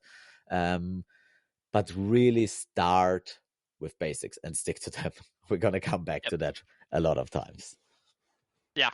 Yeah, because like for me, the and this is like a big like something that I figured out, and like why we eventually went to the split days for me was because it takes me a bit to kind of get going, and so like I need that like 20 or 30 minutes like kind of as the workout's going to like kick it into high gear. And so we've structured like, we'll do those single days so that as we're in the middle of it, right, or even like as a start thing, as I'm getting warmed up, then I start going, right, and then it's a full workout and pushing like all those muscles to their limits for me. um but yeah, like I didn't start like that, right? Like we started with doing all the fundamentals because we were like, we need to be able to get there, because like, to be able to push yourself further, you need a good base. Everything is about fundamentals and like having a good core. um to be able to push yourself further, you have to be able to do those basic things well and consistently, like we keep saying. Yeah, absolutely. So another part that I think is quite interesting is like, especially if you train more dodgeball or play more dodgeball, is like when to train in the gym as well. As you said, if you're in a professional athlete, everything is structured around your training. But if you have a normal life, if you have to study, to work, children, whatever other obligations, you basically just try to put your workouts in whenever you can. And so structuring them becomes much harder sometimes. And so maybe you had a league day on Sunday and your body is still sore, but the only day you can train is Monday. Or you have dodgeball training on Wednesday, but the only time you can go to the gym is Tuesday. So then you really have to think also about regeneration, adaptation, and stuff like that. So to program your workouts to your time schedule is really important, because something I've personally experienced, if I do close to heavy deadlifts, and that maybe just like 60-70% of my 1 rep max, and do those in a session a day before dodgeball, my back is going to suffer badly, because if I like really exhaust those core muscles, those stabilizers that you need for the throwing motion, then your Yep. body can protect you. And that's how I basically got some back pain in the past, where I just pushed it too hard in the training session before. So really also know what your regeneration is like. So maybe you need 1 day off before dodgeball, before doing certain movements or certain strength training. Maybe you need 2 days. Maybe you do certain stuff only after a dodgeball training, because you feel if you push your shoulder too hard in the gym, it's gonna suffer the next day when you throw. So also be responsible and gentle with it. And also you don't always have to go full out in the gym. Sometimes it's really good to just keep the shoulder moving and do your exercises. Go back to that consistency, but not push it that hard that you can still train in the evening or the next day. So what is something that like you found out for yourself? When do you train dodgeball? When do you go to the gym? How is your weekly routine basically? Yeah, so for me, what we found out is that like, because generally if I the tournaments are on the weekends, so um, but they're not every weekend, right? Like they're pretty sparse out between. But if we have our upper body and arm days be Monday, then like whenever I come back from a weekend, then we can just push my arms as much as they need, and then have the recovery throughout the week for if there's a tournament that weekend. If I do have a tournament and I've come back, usually my arms a lot more sore, so we'll still do something. And but again, like you're saying, like not max weight. Something that we do pretty frequently, like in between weeks, is switching between like single arm or single leg, and then just your standard two, double, because right, like that hits different things, like that surprises the body, and that doesn't overload the same stuff. So then my Wednesday is my leg day, just middle of the week. I know that uh, and this is the one where like if I miss it, I know that I'm still I'm still gonna get some in from like playing or practicing, uh, so I know that my legs will get some movement, and I know that I can also find if I can't get into the gym for a leg day, I can find ways to run around, take a run, like get my legs going. But then that Friday is always that's always for me the mobility day.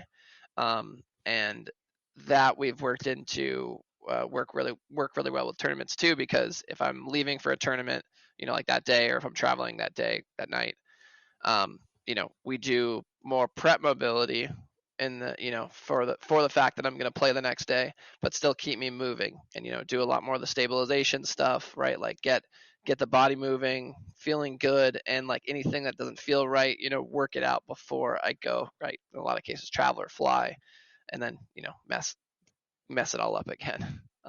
So that's like been for me pretty. That's what we've worked out has been like pretty very successful, and just like it allows for that variance too of like, oh, I couldn't make this, but I can still make this. Like I can push this, this, and then that mobility day, having a mobility on Friday really makes it so that like even if I can't go in the gym and I'm like not there with my trainer, I know I've worked out enough now that I know that stuff. I also notice like what feels good, right? Like just stretch, do anything, right? Just the mobility. That mobility day is all about being pushing yourself, like right, like moving your hips, getting everything moving right.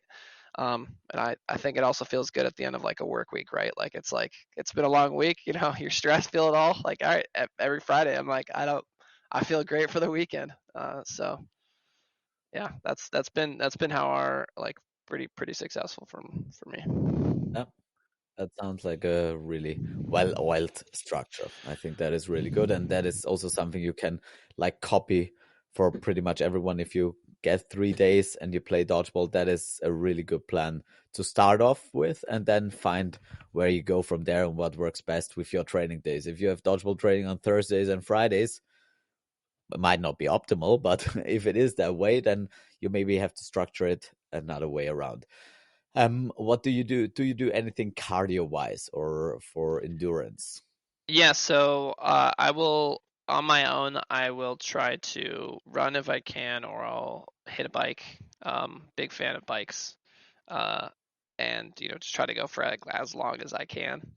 Um, I have, and this is like since Manchester's been a fun thing I've had to deal with.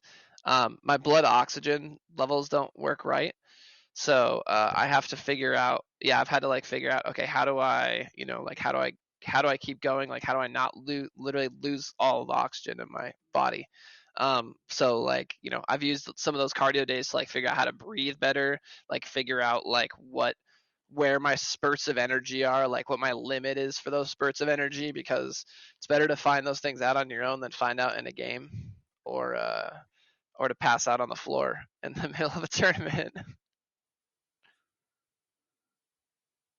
Yeah, fair enough. I remember, not Yeah, too clearly, but I've been at Atlantic Cup, and yeah, I don't think did we play against each other, because I don't think we we actually did, did. because So we of, did in foam for a little bit, but that was one of the yeah, games where I was like in and out of throwing up in the bathroom, and then I come that back was and there. Yeah, play. Yep, yep. And then for cloth, I played one game of cloth, and then that was it. I was out after that. I was in the That was the final hospital. straw. Yeah. Okay, yeah, that's somehow how I remember it. Yeah, so we Yep. at some point we have to get this in. So we'll get this competition later. But okay, so on that point, cardio. So I think one part that is in dodgeball hasn't been defined yet. So there, for every sport, there's sort of a profile. What do you need to succeed at this sport? And dodgeball is a very um, nuanced sport where you have a lot of different strains on the body. Like obviously the throwing, you have to throw multiple times, and I honestly don't know. I've once tried to like find an estimate of how many throws you take during a game. Would you have any estimate, like during a game of 220-minute halves?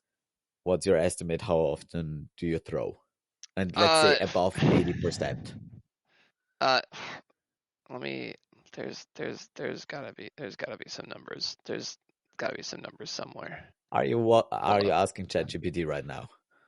No, I'm finding. There's somebody did stats for us at one point. For Okay, one that is game. good. So I'm trying to find. I'm trying to find.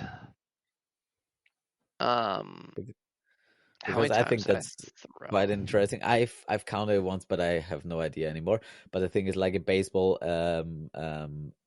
throwing count is really huge, and I think it's at this point there is also a bit of discussion if because there I don't know what the number is, but there like every player, as far as I know, gets a number how many throws he is allowed to do basically at full throttle, and then you have to stop Yeah, basically. So I think there's a yeah. bit For of us, for us discussion that around that. number, for us that number like doesn't exist, and that's different to like every player, and it's different to like every game because you could be in one like very long game and have to throw like a lot of balls, but they're not. Yeah, it's tough. So I just looked at one. I was like, for me, I think like, I mean, it can be like 50 to 60. Like it can be 50 to 60. Yeah, Um, it like, and it could be even more than that, and that all depends upon like, right, like what happens in each of those games, who, who's hitting, what's like, if there's like all that stuff changes. And then the funny thing too is that like for the cardio, a lot of people will be, will say that like, oh, you have to be able to run a mile, or you have to be, but there's like, we're not constantly running in dodgeball. It's all short. It's all spurts. It's all bursts of energy and then a reset, burst of energy, reset. So it's, do you train like, right? Do you just run suicides all day? And it's like, if you can run suicides, you're good for dodgeball. Like, right? Like, I think there's, yeah, it's still trying to figure out, uh, you know, what what what you should be able to do is like this, the standard for it. yeah. Yeah. Yeah, and it's also very dependent on what your position is in dodgeball. Do you do all the opening rushes? You're gonna have to do a lot of running. You're gonna have to Yep. have a lot of strain on your lower body. If you're a middle player and don't do a lot of rushes, you maybe not throw so much. Maybe have to do more jumping, more lateral movement, more slide up and downs. If you're a wing player, maybe lots of pressure, constantly holding a ball, constantly moving forward and backward, being much more Yep. in motion, maybe throwing more balls. Are you a person that survives long and is in last? So that player's profile, what I wanted to get at, is very different for everyone, and it can vary from one game to the next so drastically that it's really hard to find an overarching like profile for a dodgeball player. And Yeah. like in football, if you're a winger, you have to run 10K a game at a certain pace, and you have to sustain that for 90 minutes. And if you have an infield player, those stats are a little different. But we at this point don't have it, and since the quality of play is so different, it depends on so many circumstances that I think it's not possible to really find a profile at this point. But I think what is really good is to know your personal profile. So what I Yeah. found for myself is that I'm a player that has to throw quite a lot and has to be on the court for quite a long time. And there have been lots of finals and stuff where the pressure was really on and I had to play basically the whole 40 minutes, and I've been on that field for a lot of that time. So maybe a lot of the time is 20 minutes, maybe it's 15 minutes, maybe it's 30 minutes even. And the intensity during those minutes can vary immensely.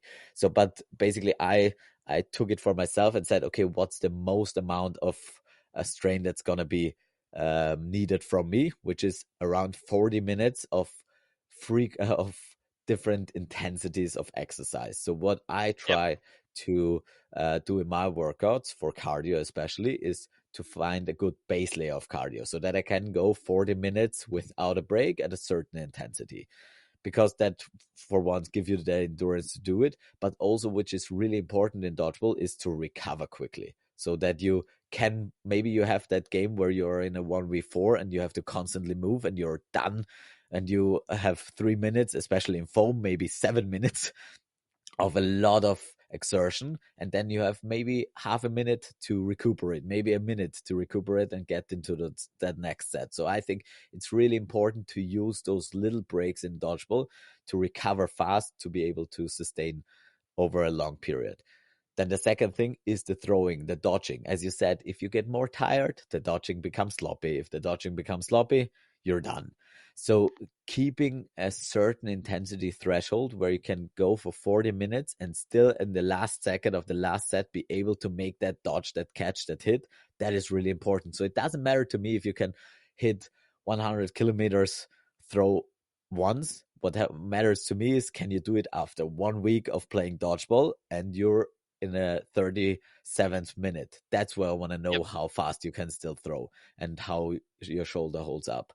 And that's something many people don't think about because, Yeah. and that And is really where the money lies in dodgeball, where no money lies in dodgeball, to be honest. But so that's how I've structured basically my workout. So I do like prior to the World Championships, I did 2 running sessions, really not too high intensity for those 40 minutes. Now I do only one, but for a longer time. Then playing dodgeball is really good for playing dodgeball. A professor of mine at Sports University once said to me, if you want to get better at playing, play more. So that yeah. is a really important part. The best um, exercise for dodgeball is dodgeball, and everything around this is to sustain that exercise. So Yep. uh, don't make it any more complicated than it is.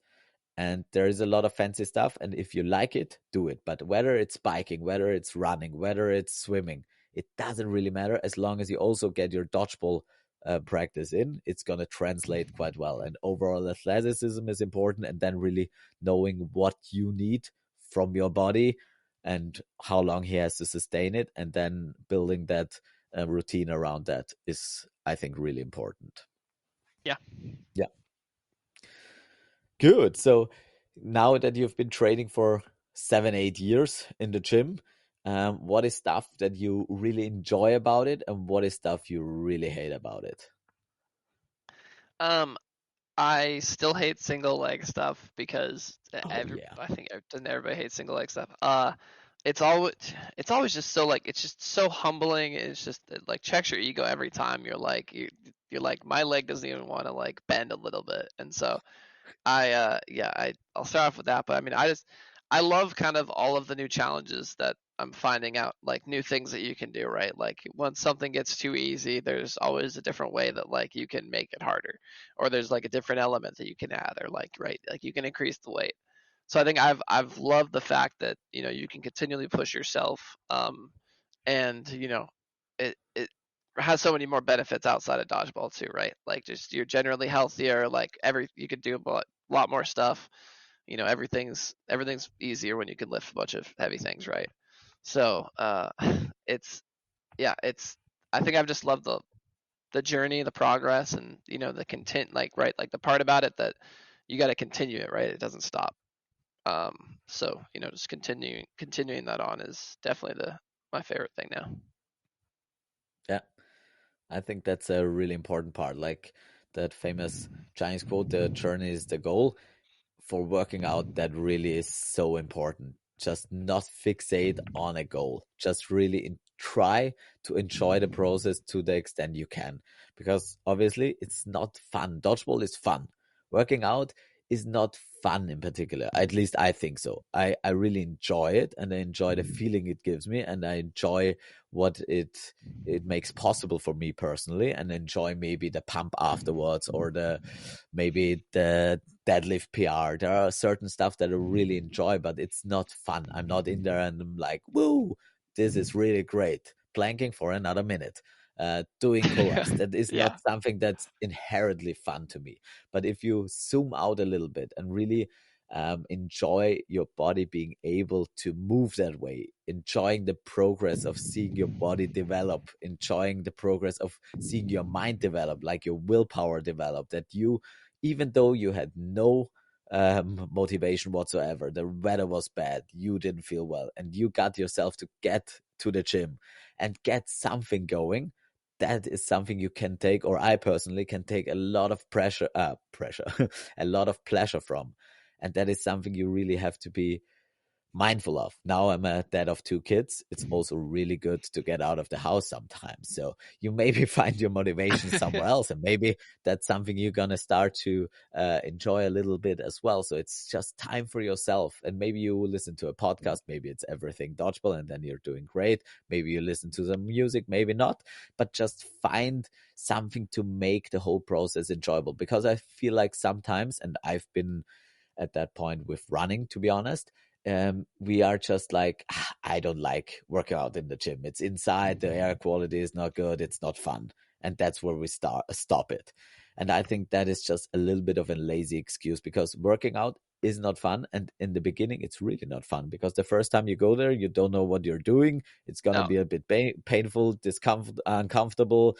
Everyone else looks maybe stronger than you. And then you come home, and the next day you feel like shit because you have soreness for 2 days. But don't stop there. It's not a 1 day's journey, it's a long trip. But to be on the trip and to continually get back on the horse is something you can take a lot of pleasure again, and pride from.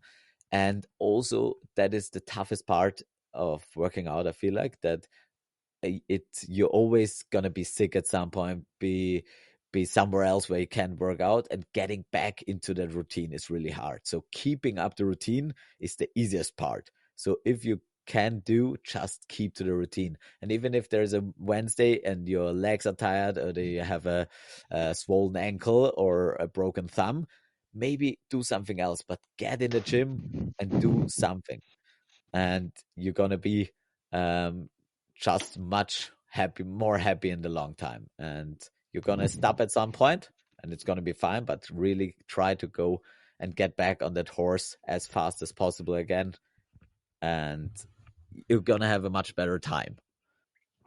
So yeah, I think I've been the same way with running. I hated running, and I've emphasized always that I hate running.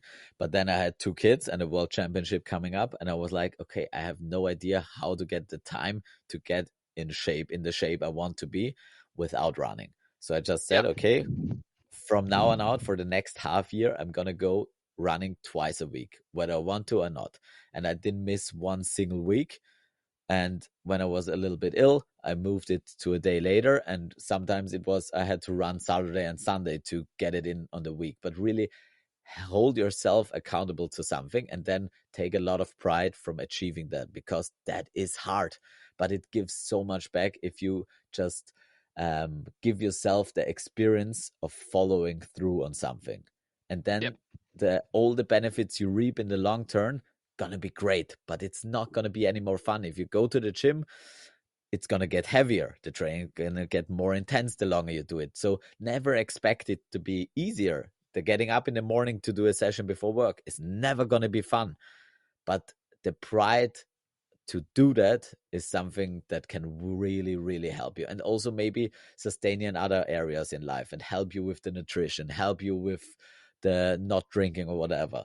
So I think it's such an important point. And again, it doesn't matter what you do in the gym, or it doesn't matter that much, but doing it. That's the point. Yep. Yep.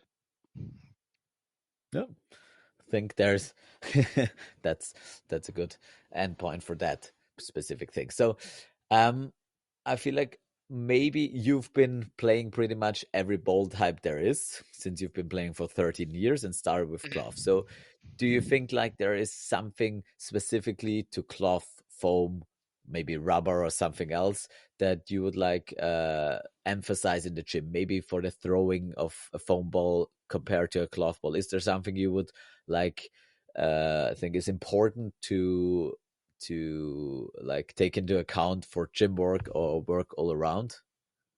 Yeah, I think like uh, a lot of the good, the good dodgeball players are good at every ball, right? Like even if they're not the best, like they might not be the best at one ball because they're not playing it all the time. But if they were, they could be.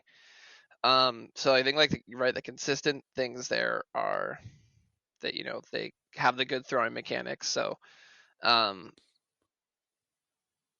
hit right like that, hit mobility. Uh, that's I like that could be the biggest thing that everybody needs to do. Like, and that's even something that I still like. That's even something I still work on. But right, like that is a huge one. I was gonna say if you've seen Mike, you saw Mikey move. You've seen him like though. I still to this day it doesn't make sense, but like his hit mobility, insane. And it's all right. Like it's leg drive, power, all that. So that like that whole lower trunk, right? Like that's yeah. I would say that will be if right, like that's generating power from there, and having good lower body movement will help you throw harder, dodge better. Like it'll help you in every aspect of any ball type. Because yeah, like through anything I've played, right? Like that's what they all are. Every ball you're going to throw harder if you have better, throwing. You're going to live longer if you have better mobility. No matter what the ball's doing, no matter how close it is, the distance, right? Like it's all the same fundamentals of, you got to be able to throw, you got to be able to throw for a while, and you have to be able to, dodge and stay alive. So, Yeah, yeah. So make leg day sexy again. That's a yep. really good thing. Yeah, because I think lots of people focus on the body parts that seem obvious for throwing because you think like obviously you need a big shoulder, you need a big chest, you need a big biceps, but yeah, that is where power is generated as well, and that is where a certain part of the velocity comes from. But sustaining a day of throwing from your shoulder muscles is gonna fuck you up really bad. So if you see the in comparison how big your trunk and your leg muscles are and your shoulder muscles are, those are going to sustain you much longer. And yeah, again, let's go back to Mikey because if you've seen him move, and I played against him yesterday, no, the day before, and again, the kind of direction changes he can make in split seconds is absolutely incredible, and that is something that works for everything in dodgeball. So it works for dodging, it works for getting yourself into places where you can catch, and it works so much for throwing because if you can hit different angles, different because a lot of dodgeball is not just throwing at someone when you want to throw. So it's not like baseball where you have the same run up, the same timing every time. So while It you want changes to throw, constantly. Yeah. exactly, you have to take care of so many other aspects, and someone is throwing at you, someone is faking at you. So it's so important to keep the balance constantly and be able to move from your lower body to keep yourself in a balanced position where you can still throw. And that is something that I think is really, really underrated because throwing from a run up is great. And if you can do that hard, good for you. But throwing on a back run, throwing standing, throwing mid fake is something that is so much more important. And the timing of that is so important. And if you have those fundamentals and those physical baselines, that becomes just way more, way easier. And Yep. so, yeah, don't underestimate leg days and hip mobility. That is a big one you touch on. So basically, my mobility session is 10 minutes of hip mobility and 10 minutes rest of the body. So maybe at some point I'm gonna put make a video about hip mobility. That might be interesting as well because that's something I've learned over the last 5 years.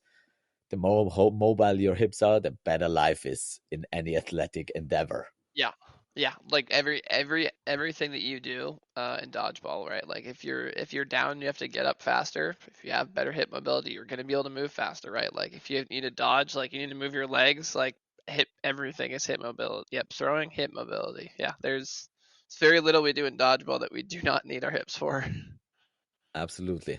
Yeah. So don't focus on the shoulder, focus on the hips, focus on the back as well. So I want to transition into a little bit like common um, injuries or common aches you have in dodgeball and what we can do in the gym for them. So is there something you personally have, or do you see a lot around where you think the gym might help? Yeah, so I still have a partially torn rotator cuff and labrum. And I've dealt with that for a very long time now.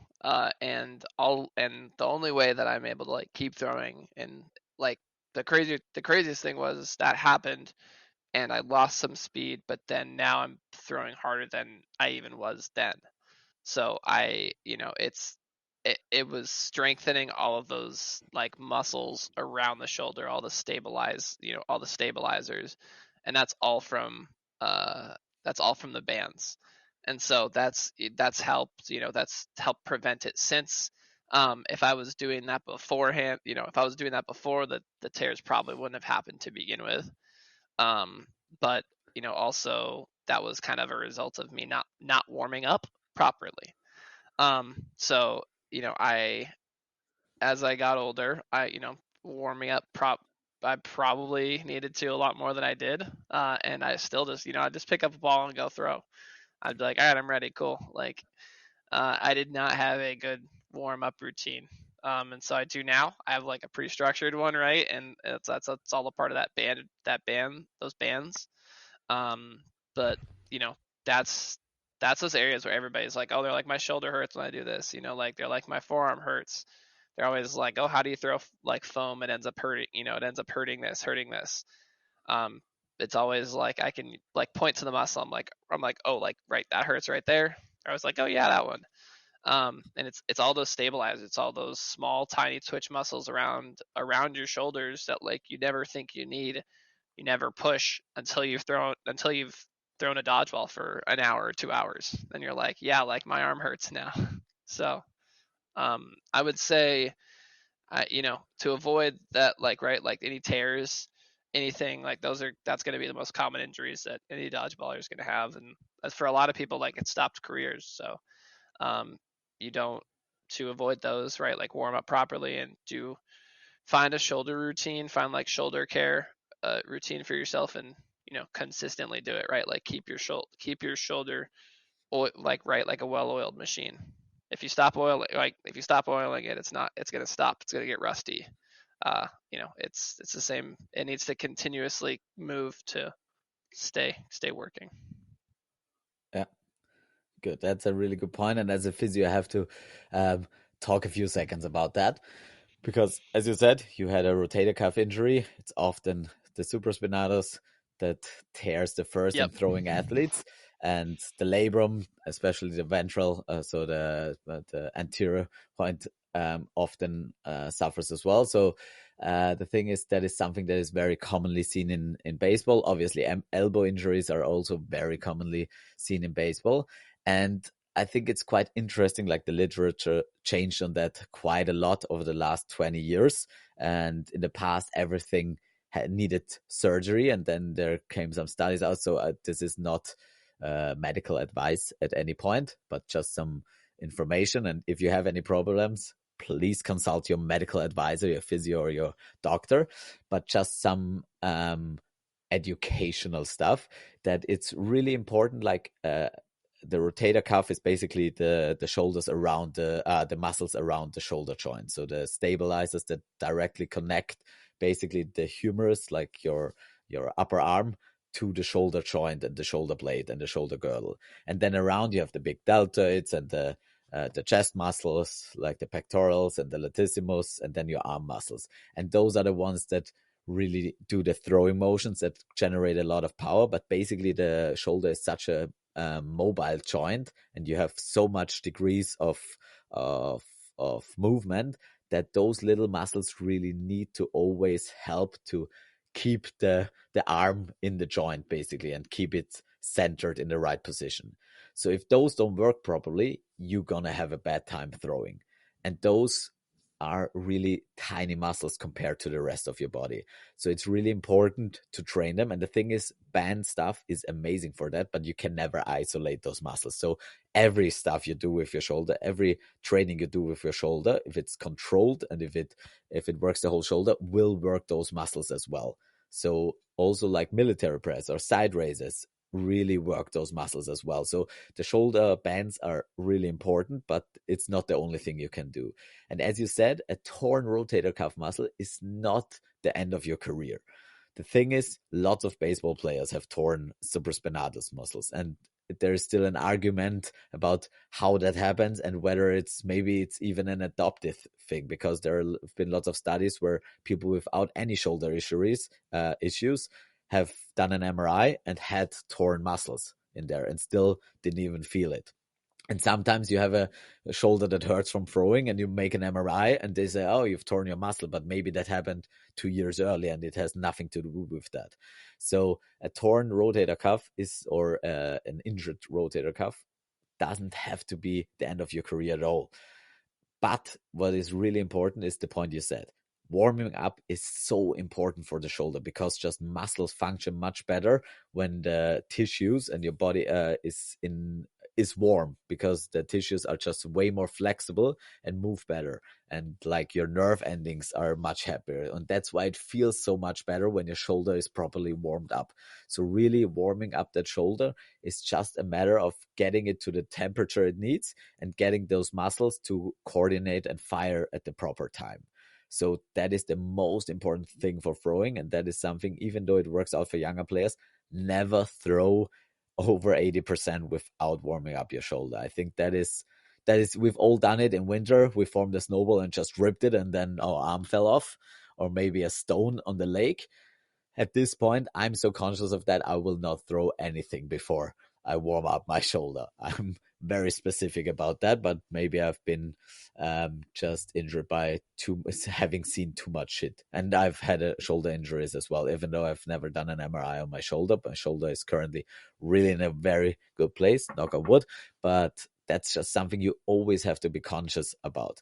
And there are some like injuries where you have to operate them, but really talk to your physio first, because there are lots of operations still done to this day which are really not necessary. And as a rule of thumb, before you operate on something that hasn't been traumatically torn, so if you fell on it and it ripped and it hurts, then it might need surgery right away.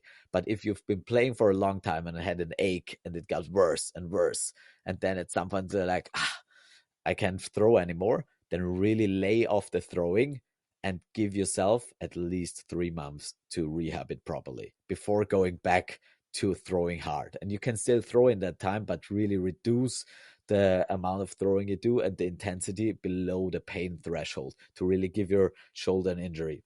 And 3 months seems like a long time, but compared to shoulder surgery, it's nothing. So I have lots of patients who are post shoulder surgery. So coming back from shoulder surgery, and there are lots of difference, obviously, but it takes at least half a year before you can halfway properly throw again. Yeah. So really take that in mind and start at least with a 6 weeks period where you don't throw much at all, and really work in the gym and try to get your shoulder just. There are lots of good exercises, and the most important thing is do them controlled, do them without any pain or without anything that irritates the shoulder more, and give it time. It takes time. Shoulders take a time to heal back up. But then if you do that properly and learn from it what you need to do for the warm up, as you said, your throw can profit from that immensely, and you don't Yeah. need all of your rotator cuff to throw. I think it's been proven Yeah. in many cases in professional baseball as well. So that's the optimistic and positive thing about it. Just because your MRI says there is something torn, it doesn't mean that it's gonna be bad for the future of your throwing career. Even maybe your doctor said you shouldn't throw. Talk to someone else. Yeah, and like, cause for me that was the right, like I ended up going to a like baseball doctor because I was like, hey, like here's my situation. I was like, I am throwing like at that velocity, like at this level. Like I was like, what would you do for like, if you had a like baseball pitcher? And he's like, well, he's like, we'd do this, we'd do this first. We'd strengthen up everything around it. And if it gets worse and it doesn't improve, then that's when you kind of have to look at the last options. But yeah, it took that time off, was able to rehab it, and then all of a sudden, it's stronger, and you're like, wow, my shoulder feels better than ever because now you have what you had before, plus the strength, plus all this increased strength around the stabilizers that actually let you engage all those muscles you have like even better and properly. It's not just like it improves it a little bit; it like drastically improves it. So yeah, even if you're not hurt, you should like, try right start doing that. You'll see improvements pretty quickly, just in like your ability to you know quickly throw for a long time and probably even in speed. And another point of that is that many players think like if they injure themselves and they want to get back as fast as possible, and if they don't do surgery right away, there is still this like stigma in sport that you have to do it right away because you see professional sports people do it right away. But the thing is, you don't lose any time on the recreational side because professional sports players have perfect musculature. So they don't need 6 months of training. They need time. They need to do it right away because there's a lot of money involved. But for you, there is no money involved, and your muscles are probably not in perfect condition. So even though if you do 6 weeks, 3 months of proper training and then have to do the surgery, you're going to save a few weeks afterwards. So getting your shoulder in shape is never a bad thing. And even though if it ends up not working out, and sometimes it doesn't, you're not losing that time. You just prepared yourself. And the outcomes of surgery are just way better when your shoulder is in a better environment. So don't think that surgery will fix your shoulder. Surgery will fix some structures in your shoulder. And then you working out and you training for a long time will fix your shoulder. So there is no shortcut. There is just sometimes something is broken that badly that we need to structurally repair it. But the problem is always something around it because that's the reason it tore. And it might have been just overuse. It might have been a stupid fall. But there is always a lot of stuff you can do to prevent it or at least reduce the risk of it happening again. And in the least, you will learn so much about your body if you really properly rehab it for a time. And I think that is something everyone who had a serious injury, if they done proper rehab, they learned a lot more than anyone who hasn't injured themselves because you know a lot about your body, you know exactly how to warm it up, you know exactly all the warning signals you need to address or take serious. And if you do it right, I always tell people you're gonna have it's like a little alarm in your body, and if you learn to listen to it, you're gonna have a long time of fun with it.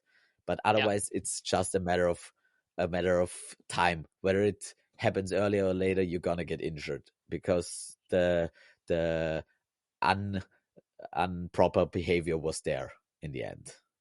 Yep. All right.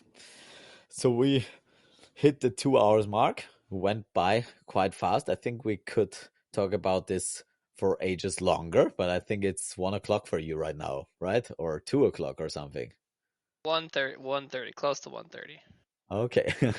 So, uh, um, I'm really thankful. I think this is quite a really good start to this conversation. And I think people hopefully get a little bit out of it. So would you be willing to like do at some point, not today, but at some point do like a proper arm care routine, like just the stuff you do, a little video on that, and Yeah, maybe we can absolutely. do a throwing mechanics analysis at some point because I think those are really things people really want, and those conversations are very important, and I hope it helps people to understand the importance of consistency, but also everyone wants to have that blueprint. Everyone wants to have a plan and know what to do. So I think the more specific we can be about stuff, the better it is. And sometimes for that, you just need the visual part as well. So I think it would be nice to cooperate on that and maybe find another channel to put some video stuff out there as well. Would you be up for that? Yeah, absolutely. Awesome. Awesome. So is there anything else, like what's the future for Andrew Ketchum? You're 32 now, so Yeah, you or basically almost, in yeah, your peak. almost 32. Yeah, I want to. I mean, be pretty cool to win. To go and try to win golden cloth. Um, Fuck that's the no. ball. Yeah, I know. Everyone wants to stop that. It'd be cool to, yeah, like it's a ball I started with. It'd be cool to eventually be the ball I ended with. Um, and yeah, I like the challenge of something new, and right, like trying to get obsessed with it like I was obsessed with foam. Uh, yeah, and for me, like the biggest thing is like just I want to just continue to grow the sport, and I want to get the youth. I want to help get youth going in the U.S. We don't have a lot of that going on, but today it was pretty cool. We had one player who actually played. He just finished playing in the Youth World Championships that just happened in Calgary. Yeah. And like he mentioned me in his post, and like a big shout out to like helping him get there, and like that made me feel like, right, I don't know if this is because I'm a dad now, but like that post, like him tagging me in that, like made me feel better than like anything I've won in a long time. And I was like, right, like just like seeing him like do those jersey trades with somebody, right, like that I did, like right along like shit in 2015 now, 10 years ago now, like doing those like jersey trades, right, like at my first worlds, and like all those big things, and like, right, for him it's like it's got to be so cool. I told him, I was like, you're gonna have like great time, like, right, like make friends. I was like, these are gonna be the dodgeballers that you're probably playing against for a long time. And I was like, and it is cool to say like you have friends in Hong Kong, and like you have friends in Canada, and like it's cool to make those connections. And like uh that's also like how everybody who's like in dodgeball can play dodgeball around the world, right? Like everybody's helping each other, people are staying with each other, people are like helping getting people to places, right? Because it's not professional, like we're not all getting paid. So I just, yeah, that for me is, I think, kind of a lot of my goal now, and just helping, right, like helping grow more, helping get more kids into the sport. And yeah, that's I think that's a lot of my goal now. Yeah, awesome. That is basically what I wanted to see as well. So, for me as well, as I said, I've been at UDO, and it's just such the whole tournament. It's just such a lovely community. You have so many friends from all over the world. I just played with a team from players I've played against for the last 10 years. I played with English players on my team, Northern Irish players, Swedish, Swiss.